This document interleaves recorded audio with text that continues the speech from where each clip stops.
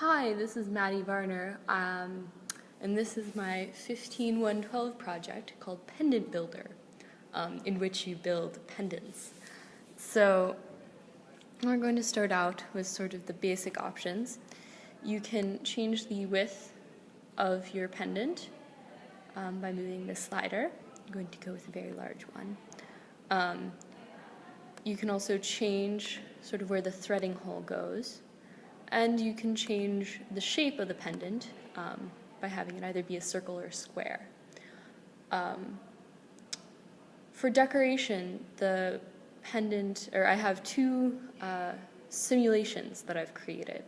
So the first one is a particle simulation.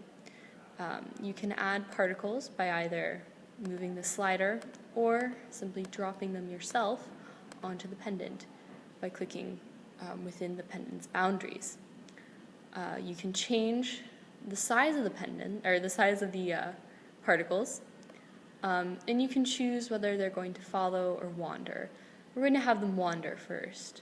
So we start the simulation, and you can see that they sort of have their own paths that they follow. But when we click follow, they sort of cluster together and trail after one another. The venation simulation is kind of like the particle simulation in that you can change sort of the size of the vein, radius, but then you also add or click to add food, and you can sort of adjust the minimum food distance, which is sort of the amount of space that each stem particle will consider, will check for before deciding that the piece of food is eaten and then delete it from its list. So we're going to make this really low because it makes it really pretty. And I think it's easier to explain if we run the simulation, so here we go. So you can tell that the particles tend to flock together to eat food. You can stop the simulation and you can change sort of the minimum food distance size and add more. Click start simulation again.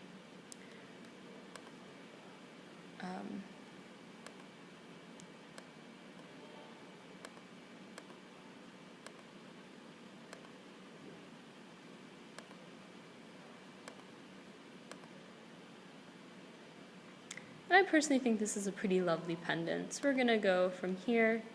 We're going to say we want to export and finish. So this will open up a Python file, or not, open up a save file. We save it as a Python file. So we're going to call this mycutependant.py. Save.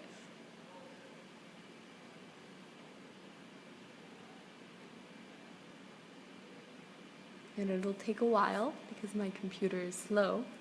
And we'll replace it. So there's sort of collision checking that we have. And then we switch over to Rhino. And this is Rhino. And we click Run Python script. And it'll open up a folder directory. And we go to mycutependant, which is the file we generated.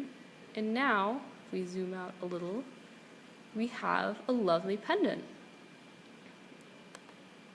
That is our size. And we can then go and print this pendant out using, or not print, but we can cut this pendant out using a laser cutter or a CNC router.